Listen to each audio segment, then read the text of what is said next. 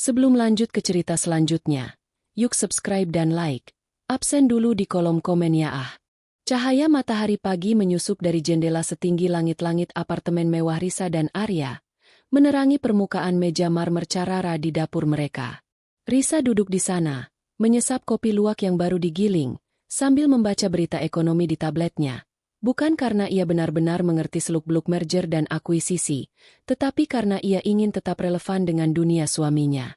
Suaminya, Arya, adalah CEO Global Dynamics, sebuah perusahaan teknologi yang namanya selalu menghiasi halaman depan media bisnis. Risa hidup dalam kebanggaan tak terbatas. Rumah mereka, sebuah unit penthouse di kawasan elit Jakarta Selatan, adalah manifestasi fisik dari kesuksesan Arya. Mobil sport, perhiasan berlian yang tak pernah gagal Arya berikan setiap bulan, dan kebebasan finansial mutlak adalah realitas sehari-hari Risa. Sayang, hari ini aku harus langsung ke kantor. Ada rapat penting pukul 8, kata Arya dari ambang pintu ruang ganti. Arya tampak gagah dalam setelan jas biru laut yang dibuat khusus, dasi sutra, dan arloji mahal yang berkilauan. Ia selalu tampak seperti sosok yang dilahirkan untuk memimpin, dengan tatapan tegas dan aura kekuasaan yang tak terbantahkan. Risa meletakkan tabletnya, tersenyum lembut. Aku tahu, sayang. Jangan terlalu keras pada dirimu sendiri, ya? Aku tidak suka melihatmu stres seperti kemarin. Arya mendekat, mencium kening Risa dengan cepat, dan ada sedikit getaran gugup yang luput dari perhatian Risa. Pekerjaan CEO memang seperti ini, sayang. Tekanan. Keputusan besar. Tapi semua ini untuk masa depan kita, kan? Tentu saja, jawab Risa. Hatinya menghangat. Ia sangat menghargai pengorbanan Arya. Ia rela meninggalkan karirnya sendiri sebagai desainer interior setelah menikah, karena Arya bersikeras bahwa posisi CEO-nya menuntut agar ia fokus pada keluarga. Jaga dirimu baik-baik. Arya bergegas pergi, meninggalkan aroma parfum mahal yang khas.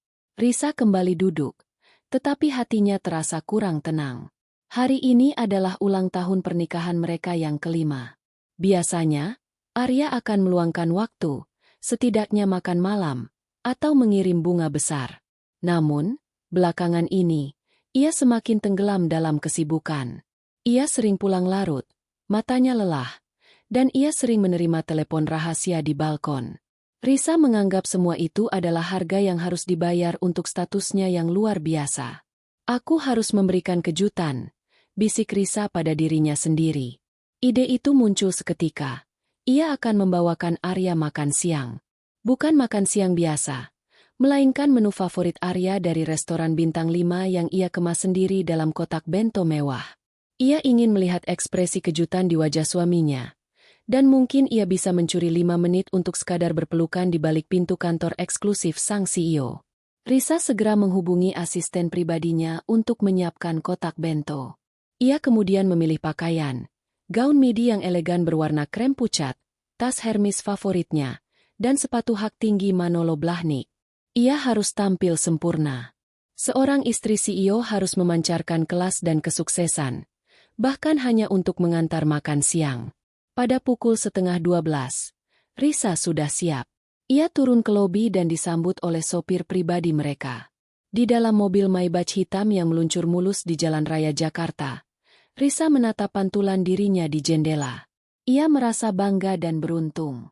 Semua yang ia miliki, cinta, kekayaan, dan status sosial, tampak sempurna. Setelah sekitar 30 menit perjalanan, mobil itu berhenti di depan gerbang raksasa gedung Global Dynamics. Gedung itu adalah menara kaca dan baja yang megah, tampak angkuh menjulang di tengah langit kota. Di mata Risa, gedung itu adalah simbol kekuatan, kekayaan, dan rumah kedua bagi suaminya. Sopir membukakan pintu untuk Risa. Ia melangkah keluar dengan anggun, membawa bento mewah itu di tangannya. Begitu ia memasuki lobi, ia merasakan sensasi udara dingin ber-AC yang berpadu dengan aroma mewah dan keheningan yang agung. Lantai marmer berkilau memantulkan deretan lampu kristal. Di sana-sini, orang-orang berpakaian rapi, membawa map kulit, bergerak dengan tujuan dan keseriusan. Risa berjalan melintasi lobi, Langkah kakinya yang berhak tinggi berirama lembut, menjadi satu-satunya suara di tengah keheningan serius itu. Ia menuju ke meja keamanan utama yang besar. Seorang satpam berkepala plontos dan bertubuh besar dengan lencana nama, Budi, duduk di sana, menatap lurus ke depan. Risa tersenyum penuh percaya diri. Ini adalah momen kejutan. Ia sudah membayangkan Arya akan memeluknya di kantornya yang luas. Dan mungkin ia akan mengambil foto pemandangan kota dari balik jendela kaca CEO. Selamat siang, Pak. Sapa Risa dengan suara ramah. Saya Risa. Saya ingin bertemu suami saya, Bapak Arya. Beliau adalah CEO Global Dynamics. Saya membawakan makan siang untuk kejutan ulang tahun pernikahan kami. Risa menunggu satpam itu bangkit, memberikan hormat, atau setidaknya menunjukkan rasa terkejut. Namun, yang terjadi selanjutnya justru membuat darah Risa seakan membeku. Pak Budi mendongak, menatap Risa dari ujung rambut hingga ujung kaki, dan kemudian, secara mengejutkan, ia tertawa. Tawa keras, mengejek, dan bergetar. Seolah Risa baru saja menceritakan lelucon paling konyol yang pernah ia dengar. Tawa satpam Budi yang kasar dan bergetar menggema di lobi marmer Global Dynamics yang hening. Suara itu terasa asing dan tidak pantas di tengah kemewahan yang sunyi. Tawa itu menghantam Risa seperti tamparan keras di wajahnya. Wajah Risa yang tadinya berseri-seri karena bangga dan penuh antisipasi, kini membeku dengan kombinasi rasa malu dan kebingungan. Maaf, Pak Budi, ujar Risa. Suaranya terdengar sedikit gemetar saat ia mencoba mempertahankan martabatnya. Ia mengencangkan pegangan pada kotak bento mewah di tangannya. Mungkin Bapak salah dengar. Suami saya, Bapak Arya, adalah CEO, bukan karyawan biasa. Bisakah Bapak menghubungi ruangannya? Lantai paling atas. Pak Budi menyeka sudut matanya yang berair karena tertawa. Ia mencondongkan tubuhnya ke depan di atas meja keamanan. Wajahnya menampilkan ekspresi belas kasihan yang memuakkan bagi Risa.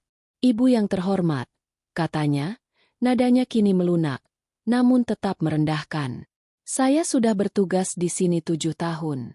Saya tahu setiap wajah, dari petugas kebersihan sampai direktur keuangan. CEO kita adalah Pak Hartono, dan beliau sedang rapat di luar kota. Kalaupun beliau ada, beliau punya 3 asisten yang mengurus setiap kunjungannya.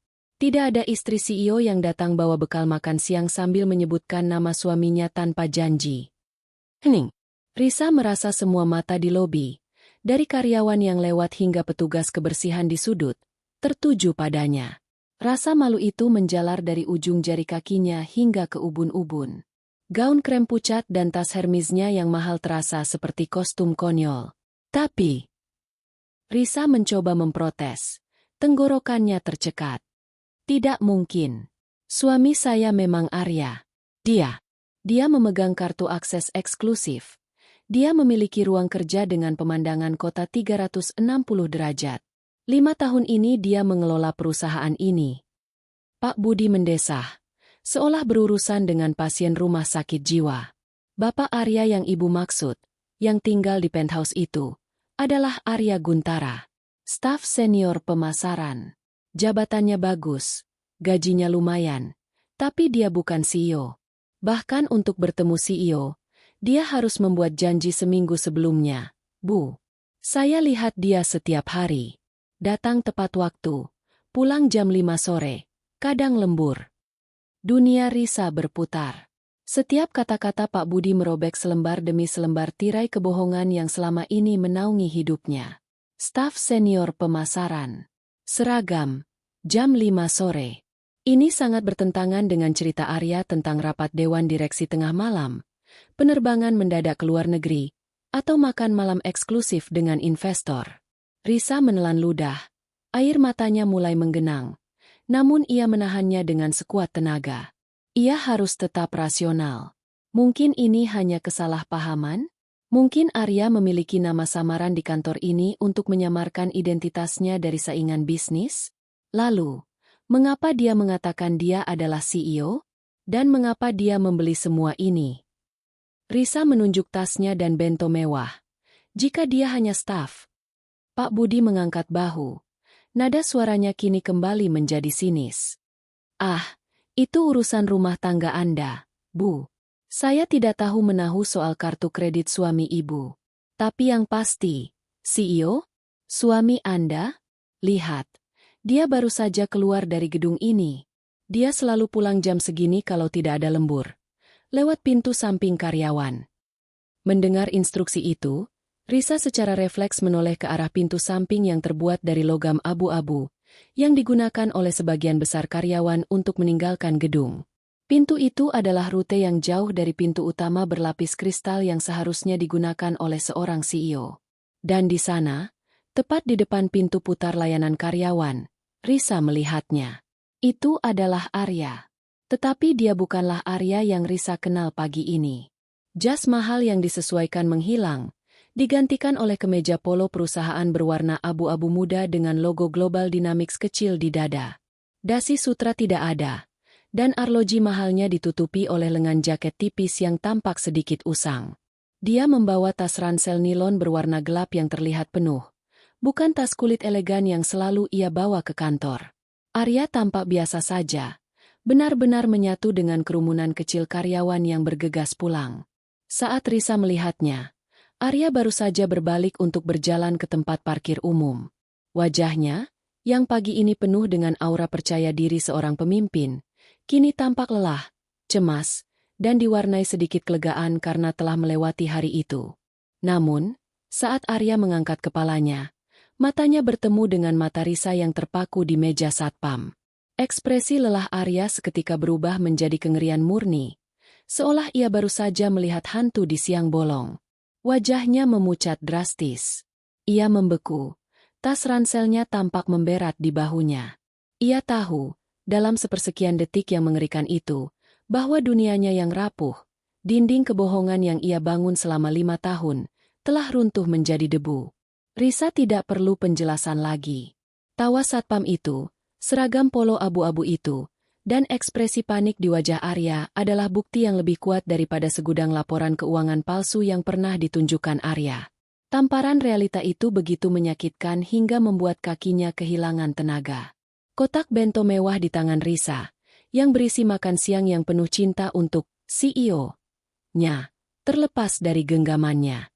Kotak itu jatuh ke lantai marmer dengan bunyi tabrakan yang menggelegar, dan isinya, nasi yang dikemas rapi, sushi premium, dan hidangan penutup yang indah, terhambur di lantai, menciptakan noda berminyak di atas marmer yang berkilau. Risa hanya bisa menatap Arya, yang kini terlihat lebih kecil dan lebih rentan dari sebelumnya. Matanya dipenuhi rasa sakit, penghinaan, dan kesadaran yang mengerikan. Semua yang ia miliki, semua yang ia yakini tentang pernikahannya, adalah kebohongan besar yang dibangun di atas ilusi. Bunyi pecahan kotak bento yang menghantam lantai marmer Global Dynamics terasa nyaring dan memalukan. Risa tidak menyadari keributan itu. Ia hanya melihat Arya. Jarak antara mereka mungkin hanya 15 meter. Namun itu terasa seperti jurang pemisah antara kenyataan yang ia yakini dan kebenaran yang baru saja menghantamnya. Risa tidak menangis. Ia tidak merasa sedih. Yang ia rasakan hanyalah gelombang kemarahan yang membakar, didorong oleh rasa malu yang menusuk. Ia dikhianati dan dipermalukan di tempat yang selama ini ia yakini sebagai istana suaminya. Risa mengangkat ujung gaunnya yang mahal dan mulai berlari, mengabaikan tatapan ingin tahu dari beberapa karyawan yang baru saja keluar. Satpam Budi hanya menggelengkan kepala, puas menyaksikan drama yang telah lama ia antisipasi. Arya, yang telah membeku di tempatnya, akhirnya tersentak sadar. Kepanikan menguasai dirinya. Ia tahu ia harus menghentikan Risa sebelum wanita itu kembali ke lobi dan menyebabkan kekacauan yang lebih besar. Risa, tunggu. Jangan di sini. Arya berteriak panik, lalu berbalik dan mulai berjalan cepat, hampir berlari, menuju sudut tempat parkir yang lebih tersembunyi. Risa berhasil mengejarnya tepat di sisi mobil Maybach hitam mereka yang parkir mewah, kontras dengan seragam polo abu-abu Arya. Risa mencengkeram lengan Arya dengan kekuatan yang mengejutkan, memaksa suaminya berbalik. Jelaskan, desis Risa. Suaranya rendah dan tajam, dipenuhi amarah yang tertahan. Ia tidak ingin membuat adegan yang lebih besar, tetapi ia menuntut kebenaran. Apa ini? Akting apa lagi yang sedang kamu jalankan, Arya? Napas Arya memburu. Keringat dingin mulai membasahi pelipisnya. Selama 5 tahun, ia telah melatih dirinya untuk memainkan peran CEO yang sukses. Ia telah menghafal istilah bisnis, meniru bahasa tubuh para eksekutif, dan menyusun kebohongan yang rumit. Kini, semua skenario yang ia siapkan tidak berguna. Ia harus berimprovisasi. Arya segera melirik sekeliling. Beberapa karyawan masih berkeliaran. Ia tahu ia harus menyelamatkan setidaknya sebagian kecil dari martabatnya. SST, sayang, pelankan suaramu. Arya mencoba menarik Risa ke belakang mobil mereka, menjauh dari pandangan. Ini adalah bagian dari proyek rahasia. Risa, aku bilang ini kejutan, kan? Risa menepis tangan Arya dengan jijik. Kejutan? Kotak bentoku jatuh di lobi CEO palsumu, dan kamu menyebutnya kejutan. Dengar, sayang, dengarkan aku. Arya mencoba meletakkan tangannya di bahu Risa, memaksakan senyum tipis yang tampak seperti seringai putus asa. Ini adalah misi rahasia, audit internal. Aku menyamar sebagai staf lapangan untuk menilai efisiensi operasional dan kejujuran karyawan. Aku tidak bisa membiarkan siapapun tahu. Itu sebabnya aku keluar melalui pintu samping dan berpakaian seperti ini. Aku sedang memata-matai. Risa menatapnya lurus di mata. Ada kilatan berbahaya di mata Risa yang belum pernah Arya lihat sebelumnya. Ini bukan lagi Risa yang manja dan patuh. Ini adalah Risa yang tersinggung dan sadar. Menyamar? Ulang Risa. Suaranya mengandung racun. Ia menunjuk ke meja polo Arya yang abu-abu dengan logo kecil Global Dynamics. Kamu mengenakan kemeja seragam, Arya. Dan tas ransel itu, isinya pasti laporan pemasaran, bukan dokumen dewan direksi. Tidak, itu adalah penyamaran yang sempurna. Aku sengaja menggunakan kemeja ini agar terlihat otentik.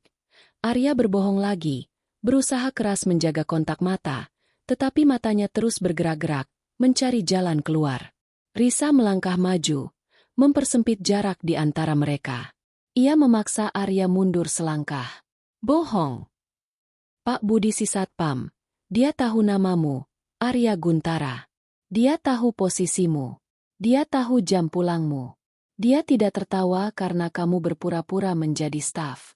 Dia tertawa karena aku, istrimu, datang dan menyebut nama staf senior pemasaran Guntara sebagai CEO-nya. Dia tidak tertawa pada lelucon. Dia tertawa pada penghinaanku.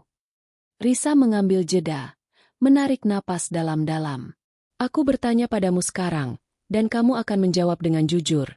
Mengapa Pak Budi, yang sudah bekerja di sini 7 tahun, mengenali seragam ini, mengenali tas ransel ini, dan mengenali jam pulangmu sebagai karyawan rendahan, bukan sebagai CEO yang seharusnya tidak pernah dia temui di lobi karyawannya? Arya terdiam. Kata-kata Risa begitu tepat, begitu logis, hingga ia tidak punya ruang lagi untuk bermanuver. Logika Risa telah menusuk inti dari kebohongannya. Penyamaran? Tidak ada CEO yang perlu menipu satpam tentang jam kerjanya. Ia menundukkan kepala. Kekalahan tergambar jelas di wajahnya. Baik, gumam Arya. Suaranya nyaris tak terdengar. Bukan di sini, Risa. Kumohon, jangan di sini. Semua orang melihat kita. Risa tidak melepaskan tatapannya yang menginterogasi. Aku tidak peduli mereka melihat kita. Aku baru saja dipermalukan di depan umum karena kebohonganmu.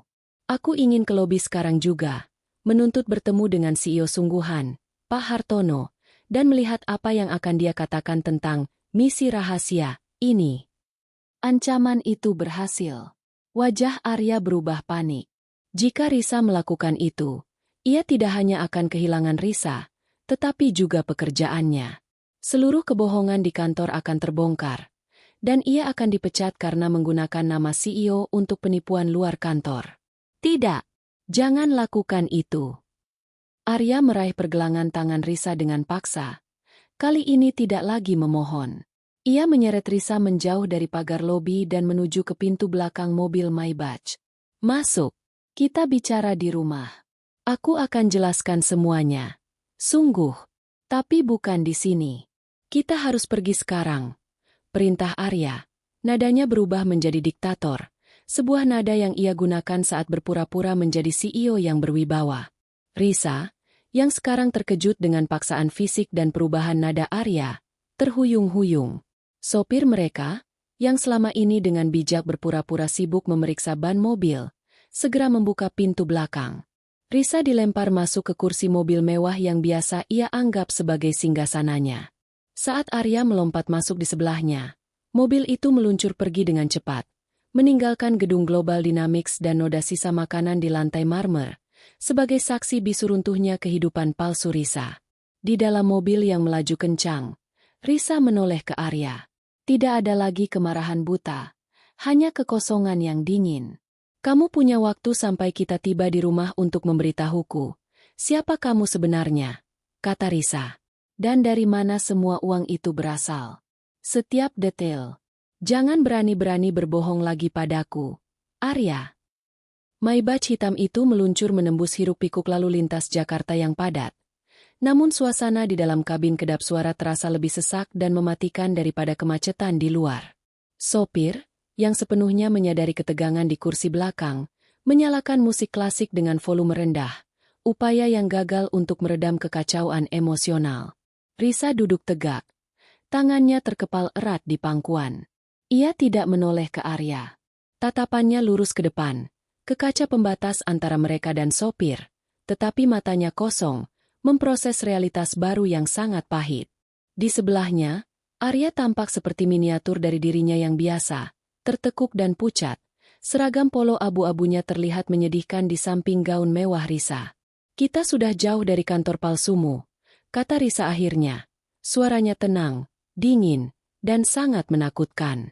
Waktu sudah habis. Arya, katakan yang sebenarnya. Sekarang. Arya menarik napas dalam-dalam, berusaha menemukan sisa-sisa keberanian atau setidaknya kata-kata yang paling tidak menyakitkan. Namun, setelah 5 tahun hidup dalam fiksi, ia menyadari tidak ada kata-kata yang tersisa untuk menutupi kebenaran ini. Aku minta maaf, Risa. Bisiknya, suaranya serak. Ia menunduk, tidak sanggup menatap mata istrinya. Aku bukan CEO Global Dynamics. Aku tidak pernah menjadi CEO. Meskipun Risa sudah tahu, mendengar pengakuan itu secara langsung tetap merobek hatinya. Itu mengkonfirmasi bahwa seluruh kehidupannya adalah lelucon yang ia mainkan sendirian. Lalu, apa kamu? Tuntut Risa. Seorang tukang bersih-bersih? Atau kamu benar-benar staf pemasaran rendahan yang dipermalukan oleh istrinya sendiri di depan satpam? Aku staf senior pemasaran, sayang. Arya mengakui. Suara yang ia banggakan selama ini kini terdengar rapuh dan remuk.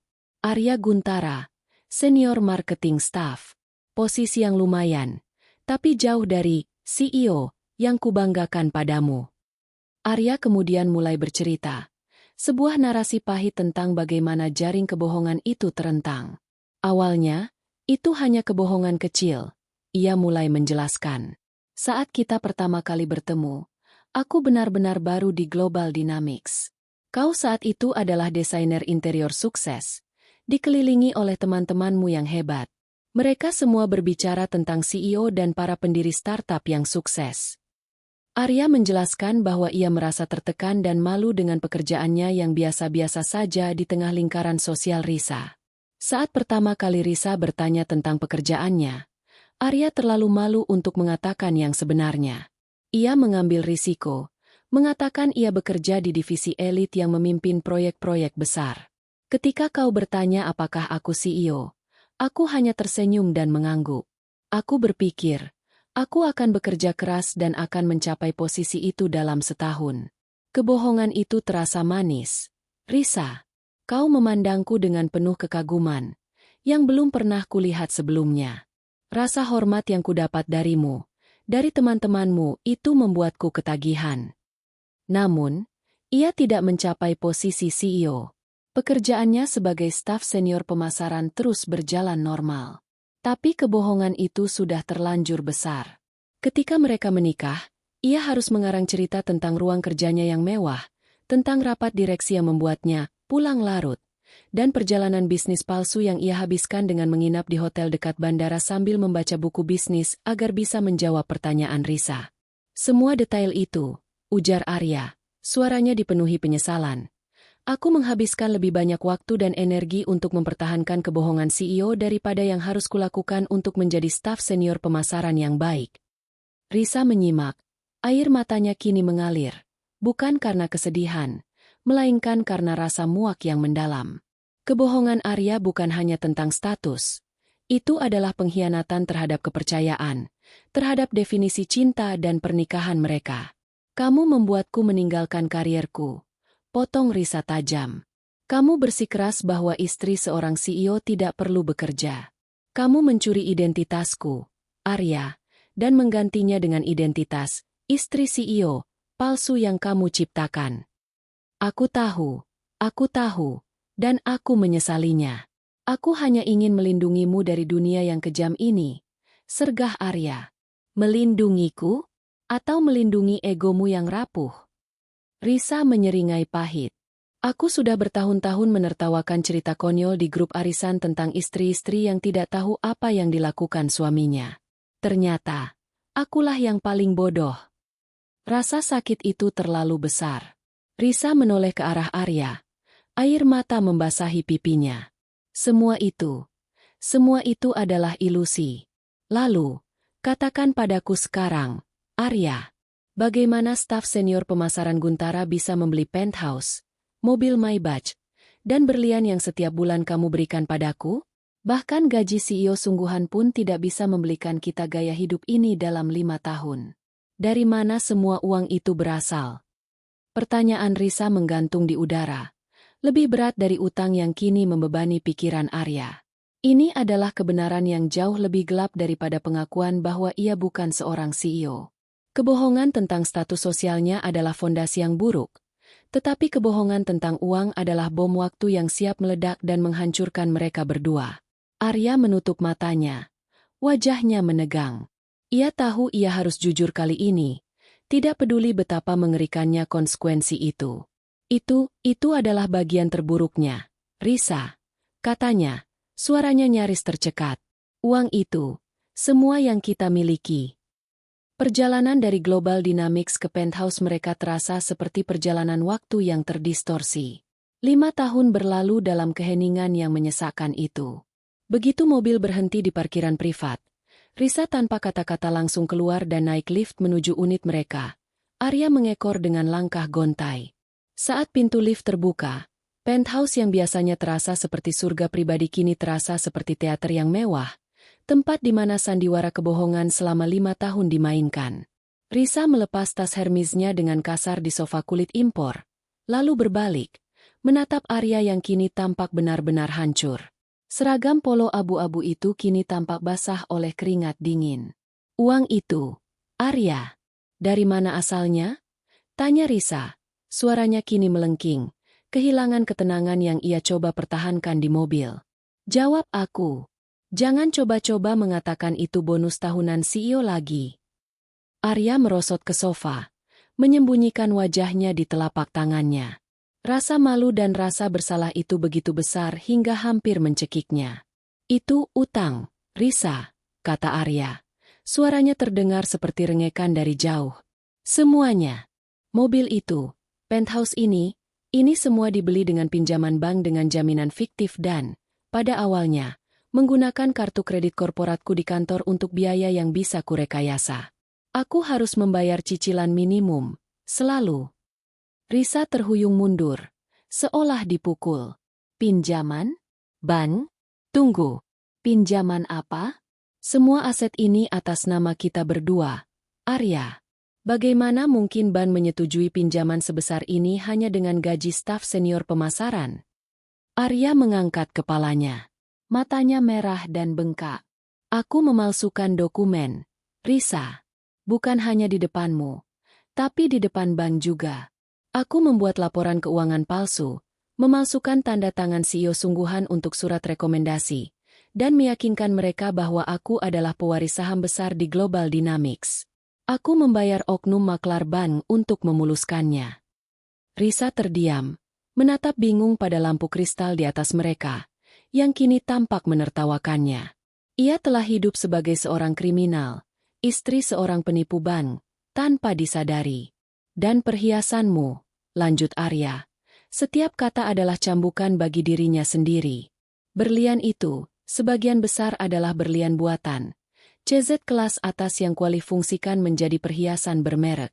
Yang asli hanya cincin pernikahan kita, dan bahkan itu dibayar dengan uang yang seharusnya untuk biaya operasional kantor. Risa berjalan ke meja rias, mengambil kotak perhiasannya. Ia membuka dan menatap kalung berlian besar yang ia kenakan di pesta sosial minggu lalu. Ia ingat bagaimana ia membanggakannya kepada teman-temannya. Dan sekarang, kalung itu terasa dingin dan palsu di tangannya. Dan investasi. Kamu selalu bilang investasimu di perusahaan teknologi tumbuh pesat. Itu yang menutupi gaya hidup ini, kan? Tanya Risa, matanya kembali tajam, mencari detail terakhir dari kebohongan. Arya menghela napas panjang dan bergetar. Itu yang terburuk dari semuanya. Risa, investasi bodong. Aku tahu gajiku tidak akan pernah bisa melunasi cicilan dan utang kartu kredit yang sudah menumpuk setinggi gunung. Aku panik. Sekitar 2 tahun lalu, seorang mantan kolega bernama Gilang datang kepadaku dengan skema investasi yang tampak terlalu bagus untuk menjadi kenyataan. Proyek pembangunan properti digital. Dia menjanjikan pengembalian 300% dalam 6 bulan. Aku memasukkan semua sisa tabunganku yang jujur. Dan kemudian, aku mengambil pinjaman pribadi lagi. Aku yakin itu akan menjadi jalan keluar tercepatku. Aku akan melunasi semua utang palsu ini, dan kemudian aku akan mengatakan padamu bahwa aku memenangkan lotre saham, dan berhenti berbohong. Risa duduk di seberang Arya. Ia sudah tidak punya air mata. Ia hanya merasakan kekosongan yang membakar. Dan, kenapa kita masih hidup di sini sekarang? Proyek itu kolaps 6 bulan lalu, kata Arya. Akhirnya, Gilang menghilang bersama uangnya. Semua uang pinjaman yang kuharapkan untuk melunasi utang lama, justru menjadi utang baru. Utang kita, Risa, sudah lebih dari 30 miliar rupiah. Dan sekarang, mereka mulai mencari kita. Mereka. Arya menelan ludah dengan susah payah. Bukan bank atau kartu kredit. Mereka punya jalur hukum yang panjang. Tapi Gilang, orang-orang yang berinvestasi di bawah Gilang, mereka tahu aku yang merekomendasikan skema itu. Mereka mengira aku terlibat. Dan mereka adalah kelompok yang berbahaya. Risa, mereka tidak akan menuntut di pengadilan. Mereka menuntut dengan cara lain. Arya menunjukkan ponselnya. Layarnya retak. Ia membuka galeri, dan di sana, Risa melihatnya. Foto-foto paparazzi dirinya yang diambil secara sembunyi-sembunyi saat ia berada di mall, di salon, bahkan saat ia sendirian di rumah. Ada pesan teks ancaman di bawahnya, ditujukan untuk Arya, yang menuntut agar uang mereka dikembalikan dalam waktu 48 jam, atau mereka akan mengambil barang berharga milik istri CEO yang cantik. Risa menatap foto itu, lalu ke wajahnya di cermin. Rasa malu, rasa jijik, dan keputusasaan yang baru saja ia rasakan di kantor suaminya tidak seberapa dibandingkan dengan ketakutan yang dingin dan mencengkeram yang kini ia rasakan. Ia tidak hanya kehilangan suami dan kekayaannya. Ia kini menjadi target karena kebohongan suaminya. Aku minta maaf. Sayang. Aku sangat mencintaimu. Aku hanya ingin kau bahagia dan bangga padaku. Bisik Arya, mencoba meraih tangan Risa. Risa menarik tangannya menjauh. Ia tidak lagi melihat suaminya. Ia hanya melihat musuhnya. Kamu tidak mencintaiku, Arya, kata Risa dengan suara tegas dan dingin. Kamu mencintai ego CEO MU. Kamu menggunakan aku dan kehidupan palsu kita untuk memvalidasi fantasi gilamu. Kamu tidak hanya menghancurkan hidupku. Kamu menempatkanku dalam bahaya. Kamu telah membuat kita menjadi target buronan, bukan miliarder. Risa bangkit berdiri, tubuhnya gemetar, tetapi matanya kini menunjukkan fokus yang baru dan menakutkan. Tidak ada lagi ratapan. Hanya perhitungan. Kebenaran telah terungkap. Sekarang saatnya untuk bertindak. Aku tidak bisa lari dari masalahmu. Karena utang ini atas nama kita berdua, kata Risa. Suaranya dipenuhi tekad yang baru. Baik, kamu ingin kebohongan? Ini adalah akhir dari kebohongan. Tapi aku akan keluar dari sini dengan kepalaku tegak. Bukan sebagai korbanmu, tapi sebagai seseorang yang akan membersihkan kekacauan yang kamu buat. Risa menatap perhiasan palsu itu. Ia menatap Maybach di tempat parkir, dan penthouse yang harus segera mereka tinggalkan. Ia tahu, langkah pertamanya haruslah tindakan yang radikal dan tidak terduga. Rasa takut yang mencekram Risa setelah melihat foto-foto ancaman itu bertahan hanya selama beberapa menit. Kemudian, ketakutan itu menguap, digantikan oleh kekerasan hati yang dingin dan bertekad. Risa menatap suaminya, Arya, yang masih meratap di sofa, dan ia menyadari bahwa menangisi kebohongan ini tidak akan membayar utang 30 miliar rupiah, juga tidak akan mengusirnya dari bahaya. Ia harus menjadi CEO dalam rumah tangga ini. CEO yang sesungguhnya. Langkah pertama adalah mendapatkan kendali atas aset nyata, jika ada. Risa segera menuju meja kerja Arya. Arya, yang terlalu tenggelam dalam penyesalannya, tidak menyadari gerakan cepat Risa. Risa tidak mencari uang tunai. Ia mencari dokumen. Ia menemukan 2 brankas kecil tersembunyi. Dengan suara yang tidak terduga, Risa meminta kode brankas. Kode? Kenapa? Sayang, aku bisa ambilkan apapun yang kau butuhkan, kata Arya, menatap Risa dengan mata bengkak. Aku tidak butuh apa-apa darimu, jawab Risa, dingin dan tanpa emosi. Aku butuh informasi untuk membersihkan kekacauan ini. Katakan kodenya sekarang, Arya. Atau aku akan menghubungi pengacara dan bankir pribadiku, yang mungkin sungguhan, dan mengungkapkan seluruh skema penipuanmu pada mereka. Pilih mana? Ancaman terakhir itu berhasil. Arya tersentak, menyadari bahwa ia baru saja menciptakan musuh yang lebih cerdas dan lebih berbahaya daripada yang ia bayangkan. Ia segera menyebutkan kode-kode itu. Risa membuka brankas tersebut. Di dalamnya, ia menemukan segepok dokumen yang mengkonfirmasi setiap kebohongan yang baru saja Arya akui. Salinan permohonan pinjaman dengan tanda tangan palsu, surat persetujuan hipotek fiktif untuk penthouse dan Maybach, dan yang paling penting, catatan transfer bank dan proposal investasi dari Gilang, dalang investasi bodong itu. Risa memasukkan semuanya ke dalam map kulit yang kosong. Langkah kedua adalah mengamankan sisa-sisa likuiditas mereka. Ia mengambil kartu ATM dari dompet Arya dan dompetnya sendiri. Ia menuju lift dan turun ke lantai dasar. Tiba di luar gedung, Risa tidak memanggil sopir. Ia mengambil taksi menuju bank terdekat. Ia memeriksa rekening gabungan mereka. Seperti yang Arya akui, saldo rekening utama sudah terkuras habis untuk membayar cicilan utang. Namun, Risa menemukan satu rekening lama, yang ia gunakan sebelum menikah, yang hanya berisi beberapa puluh juta rupiah, uang yang ia simpan dari proyek desain interiornya dulu, dan yang Arya tidak pernah tahu keberadaannya karena ia selalu bersikeras Risa menggunakan kartu kredit utamanya. Risa mengosongkan rekening itu. Jumlahnya tidak seberapa dibandingkan utang mereka, tetapi ini adalah darah kehidupannya yang murni, tanpa terkontaminasi, dan itu adalah modal awalnya untuk bertahan hidup. Ketika Risa kembali ke penthouse, ia menemukan Arya masih di sofa. Aku sudah mengamankan dokumen bank dan mengambil semua uang yang tersisa, kata Risa tanpa basa-basi. Uang itu akan kupakai untuk bertahan hidup dan menyewa pengacara, karena kita berdua akan segera diusir dari sini. Arya hanya bisa menatapnya. Ia baru menyadari betapa parahnya Risa telah berubah. Langkah ketiga, membersihkan dirinya dari ilusi. Risa berjalan ke lemari pakaian dan mengambil semua perhiasan yang Arya berikan. Kalung, anting, gelang. Ia mengumpulkan semua jam tangan mewah palsu Arya. Semua tas desainer palsu miliknya. Ia membawa tumpukan barang palsu itu ke balkon penthouse dengan pemandangan kota yang megah. Pemandangan yang kini terasa ironis. Ini adalah kamu, Arya, kata Risa. Suaranya parau. Ia mengambil kalung, berlian, imitasi terbesarnya. Cantik, mahal, tapi isinya nol. Hanya kristal murahan yang disamarkan. Arya mencoba bangkit. Risa, jangan. Jual saja. Mungkin masih ada nilainya. Nilai. Risa menyeringai dingin.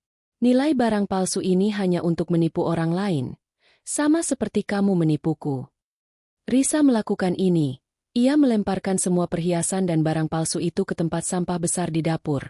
Bukan keluar balkon, tetapi ia membuangnya tanpa penyesalan, sebagai simbol membuang identitas lamanya. Hanya cincin pernikahan asli mereka yang ia simpan. Karena itu adalah satu-satunya barang yang dibeli dengan uang jujur. Langkah keempat adalah perpindahan. Risa menarik 2 koper biasa dari gudang dan mulai berkemas. Ia tidak mengambil gaun atau sepatu hak tingginya. Ia hanya mengemas pakaian kasual, laptop lamanya, dan beberapa buku referensi desain interior. Ia mencari kontrak sewa apartemen kecil dan tersembunyi yang ia temukan di pinggiran kota, jauh dari keramaian sosial mereka. Ketika ia selesai berkemas, Risa berdiri di depan Arya untuk terakhir kalinya. "Aku akan pergi sekarang," katanya. "Penthouse ini akan disita bank dalam waktu dekat. Kau harus memutuskan, apakah kau akan menyerahkan diri ke bank dan polisi, atau kau akan menghadapi preman Gilang yang sudah mengawasiku." "Risa, aku mohon." Arya meraih kakinya. "Aku butuh kau. Kita hadapi ini bersama. Aku akan cari pekerjaan lain." "Kita sudah tidak punya, kita." "Arya," potong Risa tajam. "Aku bukan lagi istrimu. Aku adalah korbanmu. Aku tidak meninggalkanmu karena kau tidak kaya. Aku meninggalkanmu karena kau adalah pembohong, penipu, dan pengecut yang menempatkan nyawaku dalam bahaya hanya untuk memuaskan egomu. Hubungi aku hanya jika kamu sudah siap mengatakan kebenaran penuh tentang Gilang, lokasi persisnya, mitra kerjanya, detail skema itu.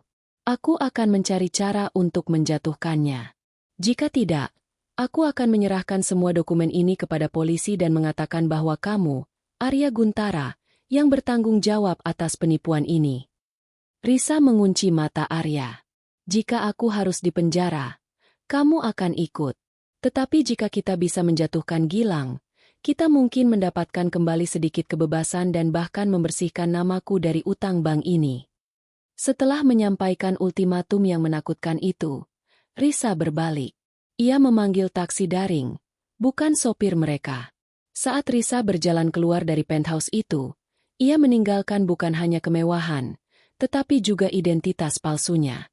Ia melangkah keluar sebagai wanita tanpa status, tanpa uang, tetapi dengan tujuan yang jelas, bertahan hidup, dan menghancurkan kebohongan yang telah menghancurkan hidupnya. Ia tahu keesokan harinya, ia harus mulai dari nol, sebagai desainer interior yang mencari pekerjaan di apartemen kecil yang ia sewa dengan uang tabungan lamanya.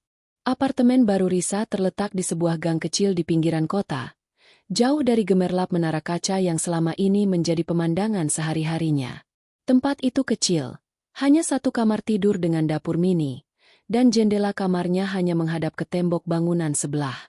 Kontras yang menyakitkan dari penthouse 360 derajat. Namun, untuk pertama kalinya dalam 5 tahun, Risa merasa bahwa ruangan ini, meskipun kecil, adalah miliknya seutuhnya, tanpa bayangan kebohongan Arya. Ia menyewa tempat ini dengan uang tabungan lamanya, darah kehidupan murni yang ia selamatkan. Pagi itu, Risa bangun sebelum fajar. Ia tidak lagi memiliki asisten rumah tangga atau sopir. Ia merapikan tempat tidur, menyeduh kopi instan murah, dan duduk di meja kecil yang berfungsi ganda sebagai meja makan dan meja kerja. Di atas meja itu, ia meletakkan laptop lamanya yang masih berfungsi dengan baik dan beberapa dokumen yang ia ambil dari brankas. Tugas pertamanya adalah melikuidasi sisa-sisa aset yang jujur. Risa menjual cincin pernikahannya yang asli. Bukan karena ia membenci cincin itu, tetapi karena ia membutuhkan modal cair. Nilainya tidak besar, tetapi cukup untuk menutupi sewa beberapa bulan dan biaya internet. Ia juga menjual beberapa pakaian desainer otentik miliknya yang ia beli sebelum bertemu Arya.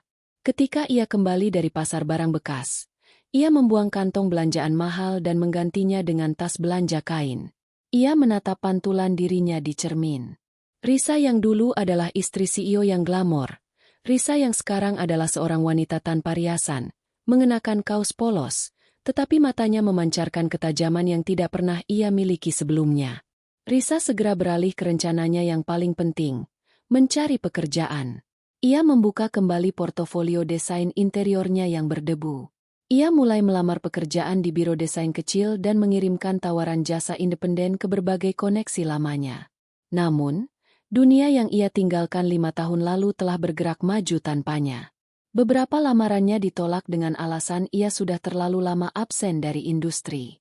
Yang lain menanyakan tentang cuti 5 tahunnya. Dan Risa harus mengarang cerita tentang sakit parah tanpa menyebutkan suaminya. Aku sudah terlalu lama dimanjakan oleh ilusi, gumam Risa pada dirinya sendiri.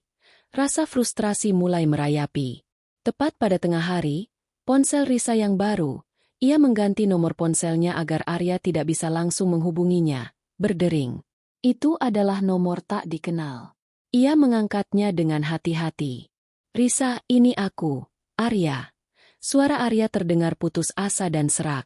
Risa merasakan gejolak emosi, campuran jijik, marah, dan sedikit iba. Kenapa kamu menelepon? Aku sudah bilang, jangan hubungi aku kecuali kamu punya informasi tentang Gilang. Aku tidak punya, Risa. Tapi aku dalam masalah besar. Bank sudah mengirim peringatan terakhir. Dan mereka datang. Kelompok itu. Mereka tahu aku tidak bisa membayar. Mereka datang ke penthouse. Suara Arya bergetar. Apa yang terjadi? Mereka menghancurkan beberapa perabotan di lobi dan meninggalkan pesan mengerikan di pintu lift. Mereka mengatakan bahwa karena aku tidak bisa membayar, mereka akan mencari mitraku. Mereka tahu tentang pinjaman bank itu. Risa. Mereka tahu kita terikat secara hukum. Mereka mencari kamu sekarang. Darah Risa terasa dingin. Ancaman itu nyata dan semakin dekat. Mereka tidak hanya mengincar Arya. Mereka mengincar Risa sebagai pemegang aset bersama yang sah. Mereka sudah tahu penthouse kita akan disita. Tempat yang paling mereka curigai adalah tempat-tempat di mana istri CEO akan bersembunyi. Rumah orang tua, villa liburan, atau hotel bintang 5. Kamu aman di sana? Kan? Jauh dari radar. Tanya Arya. Ia kini memohon. Tidak lagi memerintah. Risa tidak menjawab. Hanya fokus pada ancaman yang disebut Arya. Apakah mereka menyebutkan Gilang? Atau mantan kolegamu yang lain? Tidak. Hanya uang. Dan kamu. Mereka mengatakan jika mereka menemukanmu lebih dulu, mereka akan menyeretmu ke kantor CEO palsumu untuk memberi pelajaran.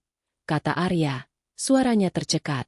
Risa, aku mohon, katakan padaku di mana kamu. Aku akan datang dan melindungimu. Aku akan melindungimu dari mereka. Melindungiku. Risa tertawa sinis, tawa yang kering dan tanpa humor. Kamu tidak bisa melindungi dirimu sendiri. Arya, kamu adalah magnet masalah.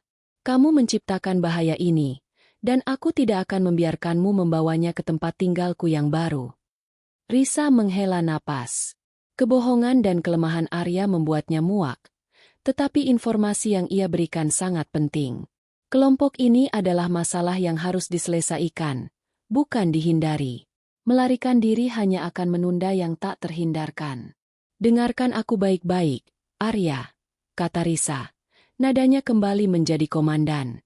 Aku akan mencari Gilang. Hanya Gilang yang bisa menjatuhkan jaringan utang ini dan membuktikan bahwa kamu adalah korban penipuan yang dimanfaatkan untuk mendapatkan utang. Itu adalah satu-satunya cara kita bisa mendapatkan kembali sebagian hidup kita. Dan yang paling penting, membersihkan namaku di mata bank. Tapi bagaimana? Dia menghilang. Risa. Dia punya tim orang jahat di sekelilingnya. Kamu yang mengenalnya, bukan aku. Tegas Risa. Kamu tahu kebiasaannya, kelemahannya, dan terutama, kamu tahu siapa yang mungkin dia benci. Fokus pada siapa yang mungkin ingin dia balas dendam, atau siapa yang dia takuti.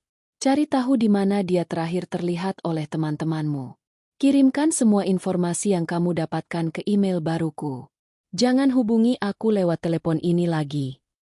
Risa memutuskan sambungan itu. Ia menatap peta kota di layar laptopnya, memaksakan dirinya untuk berpikir strategis.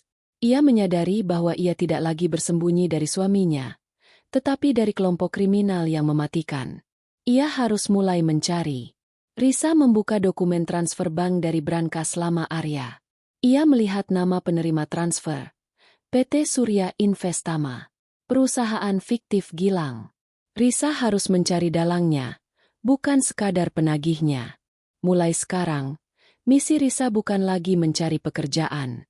Misi Risa adalah memecahkan kasus Gilang. Ia akan menggunakan kecerdasan dan koneksinya yang tersisa untuk mengungkap jaringan penipuan yang telah merenggut segalanya darinya. Ia tahu, satu-satunya jalan keluar dari tumpukan utang ini adalah dengan membongkar kejahatan yang lebih besar. Tindakan Risa di bab ini, Risa mulai menyusun rencana. Ia menyadari bahwa kunci untuk menemukan Gilang adalah melalui Arya, sang pembohong yang kini menjadi korban. Risa harus memeras informasi dari Arya tanpa memberikan keamanannya sendiri. Malam itu, Risa tidur dengan map dokumen yang ia ambil dari brankas di bawah bantalnya, siap menghadapi esok hari. Beberapa hari setelah meninggalkan penthouse, Risa fokus sepenuhnya pada satu hal, Gilang. Mencari pekerjaan terpaksa ditunda, karena ancaman dari kelompok penagih itu terasa terlalu dekat. Risa tahu ia harus menyelesaikan masalah ini dari akarnya. Apartemen kecilnya menjadi markas operasi yang sunyi. Laptop lamanya terbuka di atas meja, dipenuhi spreadsheet dan catatan transfer yang ia ambil dari brankas Arya. Ia menganalisis dokumen PT Surya Investama, perusahaan fiktif Gilang. Alamat kantor yang tertera hanyalah kantor virtual yang sudah tutup. Nomor telepon kontak sudah tidak aktif. Risa tahu Gilang tidak menghilang ke udara tipis. Ia adalah mantan kolega Arya, yang berarti ada jaringan dendam dan sejarah. Risa memutuskan untuk menghubungi Arya melalui email yang ia berikan. Ia tidak memberikan alamat barunya. Ia hanya menuntut data. Subjek: Gilang. Data yang dibutuhkan. Arya, fokuslah pada motivasi Gilang, bukan uang. Kenapa dia mendekati kamu? Kenapa dia menargetkan pinjaman bank atas nama kita? Kenapa dia percaya kamu akan jatuh ke dalam skemanya? Dia pasti punya motif pribadi yang kuat. Aku butuh detail. Hanya dalam beberapa jam, balasan dari Arya datang. Balasan itu panjang, berantakan, dan dipenuhi keputusasaan. Risa, aku mencoba mencari tahu. Setelah kamu pergi, aku panik. Aku mulai menggali di Global Dynamics, melalui jalur lama staf pemasaran. Mereka bilang Gilang dipecat 3 tahun lalu. Dia disalahkan atas kegagalan proyek pemasaran besar yang seharusnya ditangani olehku. Risa mengerutkan kening. Kegagalan proyek yang seharusnya ditangani Arya? Arya melanjutkan. Saat itu, aku sedang tenggelam dalam kebohongan CEO palsu. Aku sengaja memanipulasi jadwal, menimpakan kesalahan pada Gilang agar aku bisa terlihat bersih di depan CEO sungguhan, Pak Hartono. Gilang tahu aku yang menjebaknya. Dia dipecat. Reputasinya hancur. Dia bersumpah akan membalas dendam. Dia bilang, dia akan membuatku kehilangan segalanya. Bukan hanya uang, tapi juga status sosial yang sangat kubanggakan. Risa memproses informasi itu. Ini bukan hanya penipuan uang. Ini adalah balas dendam yang direncanakan dengan rapi. Gilang tidak hanya ingin uang Arya, ia ingin menghancurkan identitas CEO palsu Arya di depan istrinya. Itu sebabnya Gilang menjerat Arya dengan skema yang begitu bombastis, untuk memastikan Arya mengeluarkan uang dalam jumlah besar dengan meminjam bank, agar kejatuhannya lebih dramatis. Risa menyadari bahwa kebohongan Arya pada akhirnya menyelamatkan mereka. Jika Arya jujur tentang pekerjaannya, pinjaman bank besar itu tidak akan pernah disetujui, dan Gilang tidak akan bisa menciptakan utang bersama yang melibatkan Risa. Setelah mengetahui motif Gilang, Risa tahu Gilang akan muncul di tempat yang signifikan bagi rencananya, tempat yang melambangkan kebangkrutan status sosial Arya. Risa mulai mencari koneksi Gilang di media sosial. Ia menemukan profil Gilang yang baru, yang hanya memperlihatkan foto-foto selfie di kafe-kafe mewah, seolah Gilang juga menjalani kehidupan palsu. Risa fokus pada lokasi-lokasi yang ditandai, tag lokasi. Satu lokasi berulang kali muncul, sebuah lounge mewah di kawasan SCBD, tempat para eksekutif dan investor sering berkumpul untuk negosiasi informal. Risa tahu tempat itu.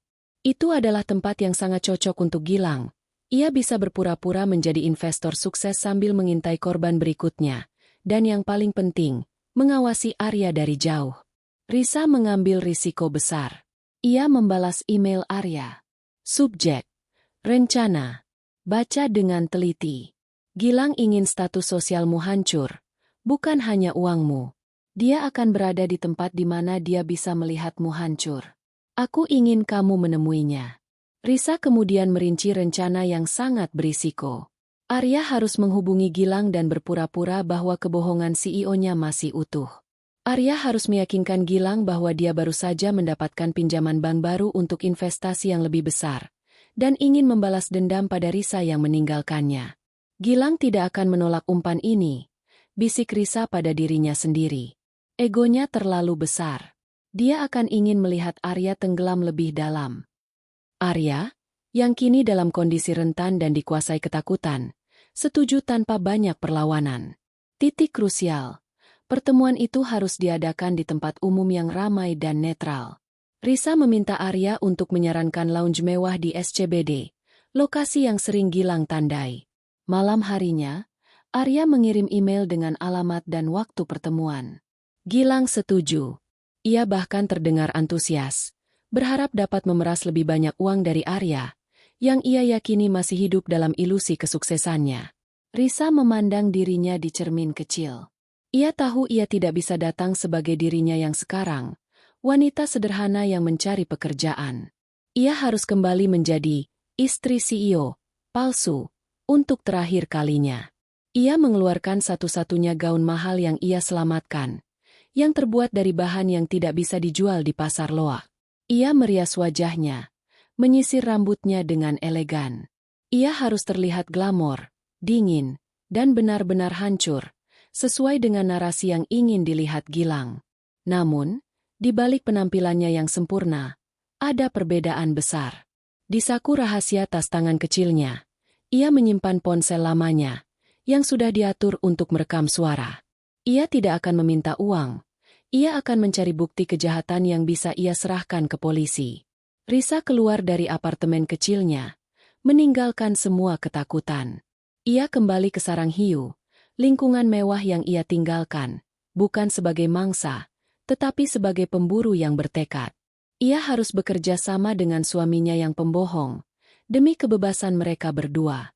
Malam di lounge mewah SCBD terasa menyesakkan bagi Risa. Ia duduk sendirian di sudut yang remang-remang. Tampak menyedihkan namun tetap elegan dalam gaun yang diselamatkannya. Dari kejauhan, ia bisa melihat Arya. Suaminya, yang telah ia instruksikan untuk mengenakan setelan jas terbaiknya, tampak seperti CEO yang gagal. Wajahnya tegang, matanya linglung, tetapi ia memegang gelas whisky seolah-olah seluruh kekuasaannya masih ada di dalamnya. Di seberang Arya, duduklah Gilang. Gilang adalah gambaran pria yang sedang menikmati balas dendamnya. Pakaiannya mahal, senyumnya lebar, dan tatapannya penuh kemenangan. Risa mengaktifkan fitur perekam suara di ponsel lamanya yang tersembunyi di dalam tas. Ini adalah satu-satunya kesempatan mereka. Arya memulai perbincangan sesuai naskah yang disusun Risa. Aku tidak menyangka kau mau menemuiku. Gilang, aku dengar bisnismu sukses besar. Aku sedang hancur. Risa meninggalkan aku. Gilang tertawa kecil, melirik ke arah Risa yang berpura-pura sedang berkutat dengan ponselnya. Oh, aku tahu, Arya. Kasihan sekali. Semua orang tahu CEO Global Dynamics ditinggalkan istrinya. Siapa yang butuh berlian palsu kalau suaminya ternyata seorang penipu ulung? Jantung Arya berdebar kencang, tetapi ia harus tetap tenang. Ia mengingat instruksi Risa, buat dia merasa menang, buat dia membanggakan kejahatannya. Tapi, kau tahu, aku adalah CEO, Gilang. Aku selalu punya jalan keluar, kata Arya, memaksa dirinya terdengar sombong. Aku berhasil mendapatkan pinjaman bank baru, lebih besar dari yang pertama. Aku memalsukan dokumen dengan sempurna. Kali ini, Bang akan hancur, bukan aku. Aku mau membalas dendam pada Risa dengan melunasi semua utang itu dan membelikan dia rumah yang lebih besar dari penthouse-nya. Aku ingin uang itu. Aku mau investasi lagi. Kali ini yang nyata. Tapi aku butuh uang tunai cepat. Gilang tersenyum lebar, menunjukkan gigi-gigi putihnya. Ia menggenggam gelasnya dan mencondongkan tubuhnya ke depan, mendekat ke Arya. Pinjaman baru, katamu? Kau benar-benar tidak pernah belajar. Arya, desis Gilang. Kau pikir kebohonganmu berhasil? Aku yang menempatkanmu dalam skema investasi properti digital itu. Aku tahu setiap langkahmu memalsukan dokumen untuk pinjaman bank pertamamu 3 tahun lalu. Karena aku yang memberimu oknum maklar bank itu. Aku yang mengatur semuanya. Aku tidak ingin uangmu. Aku ingin kehancuranmu. Aku ingin melihatmu duduk di sana, memohon padaku, setelah kau menghancurkan karierku di Global Dynamics. Risa, yang mendengarkan melalui perekam suara, merasa mual. Kebohongan Arya ternyata berakar lebih dalam.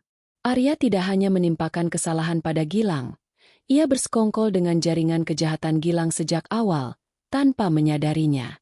Namun, yang paling penting, Gilang baru saja mengakui bahwa ia adalah dalang penipuan dan pemalsuan dokumen bank. Jadi, kau yang memalsukan tanda tangan CEO Pak Hartono? Tanya Arya, berpura-pura terkejut. Gilang tertawa bangga. Tentu saja. Aku yang punya akses ke semua detail Bank Global Dynamics sebelum aku dipecat. Kau hanya pion yang kubutuhkan untuk mengambil uang tunai dan menimpakan utang pada nama sah yang terlihat sukses. Dan sekarang, kau kembali, memintaku membantumu dengan kebohongan barumu? Aku suka itu. Arya, aku ingin kau tenggelam lebih dalam. Gilang kemudian merinci struktur skema penipuan itu, menyebutkan nama-nama kaki tangan utamanya, dan bagaimana ia bersembunyi di balik PT Surya Investama. Ia bahkan mengakui bahwa kelompok yang mengancam Risa adalah orang-orangnya, yang bertugas menekan Arya agar cepat membayar. Semua terekam jelas di ponsel Risa. Saat Gilang tengah mabuk kemenangan dan terus berbicara, Risa merasa ini adalah momennya. Ia tidak bisa menunggu Gilang selesai, karena Gilang mulai curiga pada keheningan Arya yang terlalu lama. Risa bangkit dari tempat duduknya, berjalan dengan langkah percaya diri dan dingin mendekati meja Arya dan Gilang. Bagus sekali, Gilang. Ujar Risa dengan suara yang jelas dan nyaring, memotong ucapan Gilang. Gaun elegannya kini terasa seperti zirah. Gilang menoleh, terkejut melihat Risa yang seharusnya sedang menderita. Ekspresi senangnya langsung menghilang. Risa, apa yang kau lakukan di sini? Kau seharusnya di rumah, menangisi utang suamimu. Seru Gilang, nada waspada muncul di suaranya. Aku di sini untuk menyelesaikan urusan, jawab Risa. Tangannya masuk ke dalam tasnya, merasakan ponsel yang sedang merekam. Dan kau benar, Gilang. Aku tidak akan menangisi utang suamiku. Aku akan menangisi utang mantan suamiku. Dan aku tidak akan membiarkan kebohonganmu merusak kehidupanku yang baru. Apa maksudmu? Gilang mulai berdiri, matanya menyipit penuh ancaman. Kau tidak punya bukti, Risa. Kau hanya wanita bodoh yang terbuai oleh berlian palsu. Berlian itu sudah kubuang, Gilang. Risa tersenyum dingin. Tapi aku punya rekaman suaramu. Rekaman pengakuanmu memalsukan dokumen, menjebak Arya, dan mengancam kami. Semua yang baru saja kau banggakan, Gilang, sudah terekam rapi. Dan sekarang, aku punya bukti untuk menyerahkannya ke polisi. Wajah Gilang memucat, berganti menjadi kemarahan yang membara. Ia menggebrak meja, membuat gelas-gelas bergetar. Kau menjebakku, Arya. Dan kau, wanita sialan, kau tidak akan lolos. Gilang melompat ke arah Risa. Puncak ketegangan. Risa tahu ia tidak bisa melawan Gilang, yang bertubuh besar. Dengan refleks yang mengejutkan, Risa mengayunkan tas tangan kecilnya yang keras, mengenai pelipis Gilang. Gilang terhuyung mundur sejenak karena terkejut. Lari, Risa! Cepat! Teriak Arya, yang akhirnya sadar dan bangkit. Untuk pertama kalinya, Arya tidak berbohong. Ia menahan lengan Gilang, mendorongnya kembali ke meja. Risa tidak menunggu. Ia berlari keluar dari lounge itu, membawa rekaman suara yang tak ternilai harganya. Ia berlari menuju pintu keluar. Saat ia mencapai lobi, ia melihat dua pria berpakaian sipil yang telah Risa hubungi secara anonim setengah jam sebelumnya sebagai korban ancaman Gilang, sudah menunggu di luar. Panggil polisi. Pelaku penipuan ada di dalam. Dia mencoba melarikan diri. Teriak Risa sambil berlari melewatinya. Kembali di dalam lounge, Gilang, yang marah dan panik, berhasil melepaskan diri dari Arya. Ia berlari mengejar Risa. Namun, tepat ketika ia mencapai pintu, ia melihat dua pria berpakaian sipil mendekatinya. Arya, yang kehabisan napas, meraih kaki Gilang dari belakang, menjatuhkannya ke lantai marmer. "Kau tidak akan pergi kemana-mana, Gilang!" teriak Arya. Suaranya dipenuhi keberanian baru yang muncul dari keputusasaan sejati. Ia menahan Gilang hingga keamanan lounge dan dua pria yang diduga polisi itu tiba.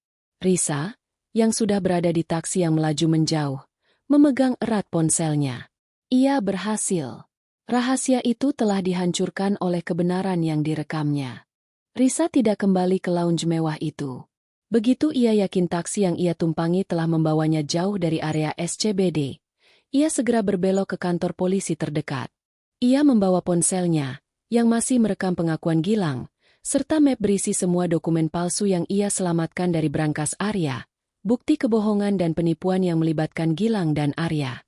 Di kantor polisi, Risa menyerahkan semua bukti. Dengan tenang dan runtut, ia menjelaskan perannya sebagai korban penipuan identitas dan finansial, serta bagaimana ia bekerja sama dengan Arya untuk menjebak dalang utamanya. Malam itu, Gilang resmi ditangkap, dibantu oleh keterangan yang diberikan Arya di tempat kejadian. Penangkapan Gilang mengungkap jaringan penipuan yang lebih luas, dan rekaman suara Risa menjadi inti dari kasus tersebut. Konsekuensi hukum dan finansial. Penangkapan Gilang adalah kabar baik dan buruk bagi Risa dan Arya. Berkat bukti yang kuat bahwa Gilang adalah dalang utama yang memalsukan dokumen dan menjebak Arya, sebagian besar utang pinjaman bank yang dicapai dengan pemalsuan tanda tangan CEO Global Dynamics dinyatakan sebagai kejahatan korporasi yang diinisiasi Gilang. Hal ini membersihkan nama Risa dari tuntutan kejahatan pemalsuan. Namun, Arya tetap harus menghadapi konsekuensi atas tindakan kebohongannya dan penggunaan dana kantor yang tidak sah selama bertahun-tahun. Arya kehilangan pekerjaannya di Global Dynamics. Ia dipecat dengan tidak hormat. Ia juga harus menghadapi proses hukum ringan terkait pinjaman pribadi yang ia ambil dan utang kartu kredit yang ia gunakan untuk membiayai gaya hidup palsunya. Risa memutuskan untuk melanjutkan proses perceraian. Hubungan mereka telah lama mati, tercekik oleh kebohongan dan ambisi yang tidak sehat. Kemandirian Risa. Setelah penangkapan Gilang, Risa pindah dari apartemen kecilnya ke sebuah studio yang lebih layak, yang ia sewa dengan uang hasil penjualan aset jujurnya. Ia akhirnya kembali ke karir desain interiornya. Kali ini, ia tidak bekerja sebagai desainer manja yang hanya melayani klien kaya Arya. Ia bekerja keras dari nol, mengambil proyek-proyek kecil untuk renovasi apartemen dan kafe. Ia bekerja dari pagi hingga larut malam, merancang dengan jujur, memilih bahan dengan bijak, dan bernegosiasi secara adil. Pada awalnya, sangat sulit. Beberapa teman sosialita lamanya menjauhinya, malu bergaul dengan mantan, istri CEO, yang kini naik taksi dan tinggal di pinggiran kota.